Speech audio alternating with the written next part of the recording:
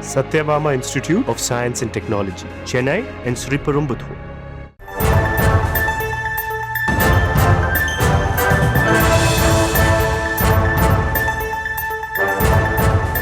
அனைவருக்கும் வணக்கம்ண்ணா. அண்ணா, முன்னாள் திருப்பூர் தெற்கு சட்டமன்ற உறுப்பினர் குணசேகர் அண்ணா, உங்களுக்கு தான் இந்த பதிவு. நீங்கள் எதுவுமே ஒன்றும் கவலைப்பட வேண்டியதில்லை.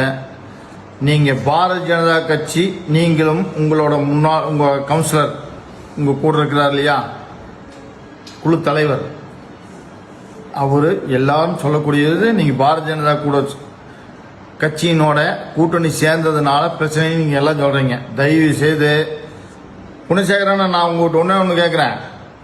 நீங்கள் 3 தடவை ஜெயிச்ச வார்டுக்குள்ள இன்னைக்கு நீங்கள் எத்தனை ஓட்டை தோத்தீங்க? 64 ஓட்டில் தோக்குறீங்க. 484 ஓட்டு பாரதிய ஜனதா கட்சி வாங்குது. இதுக்கு என்ன சொல்கிறீங்க? அண்ணா, நீங்கள் தோத்ததுக்கும் நீங்கள் பேசுறதுக்கும் எந்த ஒரு தார்மீக உரிமை உங்களுக்கு இல்லை. ஆனால் தொடர்ந்து நீங்கள் பாரதிய ஜனதா கட்சியை வன்மையாக நீங்கள் சமூக வலைதளத்தில் கண்டிக்கிறீங்கன்னு நினைக்கிறேன். இது நல்லதுக்கு இல்லைங்கண்ணா.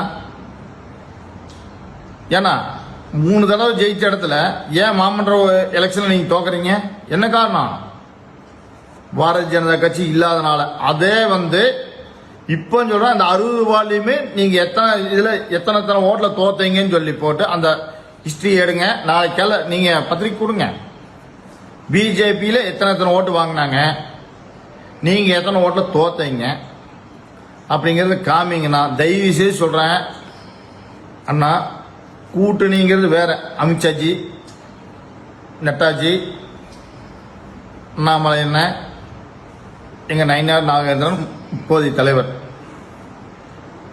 நீங்கள் இவங்கெல்லாம் முடிவு பண்ணதுக்கப்புறம் நீங்கள் எங்கேயாவது நீங்களோ இந்த கண்ணை பண்ணணும், இல்லை சும்மா இதெல்லாம் பேசி இதெல்லாம் பண்ணாதீங்கன்னா தப்பாக போயிடும்.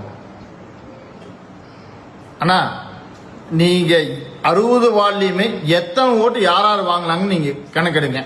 பிஜேபி அதில் எத்தனை ஓட்டு வாங்குச்சுன்னு சொல்லுங்க. எத்தனை தோத்தீங்க? இன்னைக்கு மாமன்ற உறுப்பினராக, அதாவது மேயரா இருக்கக்கூடியது, ஆளுங்கட்சியா இருக்கக்கூடியது, எந்த தகுதியும் இல்லாதவங்க தான் அங்க இருக்கிறாங்க. இன்னைக்கு பிஜேபி கூட இருந்தா யார் ஜெயிச்சிருப்பாங்கன்னு பாருங்க. சரியா? ஏதோ இருக்குதுங்கிற மாதிரி சொல்லாதீங்கன்னா. ஆனா உங்க வாயில் அன்னைக்கே ஒன்று வந்துச்சு. சின்னம்மா இல்ல பெரியம்மா இல்ல, இன்னைக்கு சின்னம்மான்னு சொல்லி நீங்க தான் சொன்னீங்க கோவத்தூர்ல.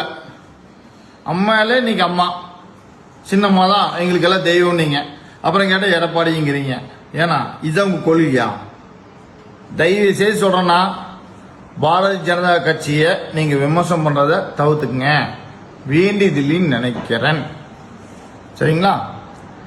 நீங்க நல்லபடியா வேலை செஞ்சிருந்தீங்கன்னா உங்களோட வெற்றி நிச்சயமா இருந்திருக்கும். இந்த 3000 சில்லற ஓட்டு எல்லாம் பெருசு இல்லை.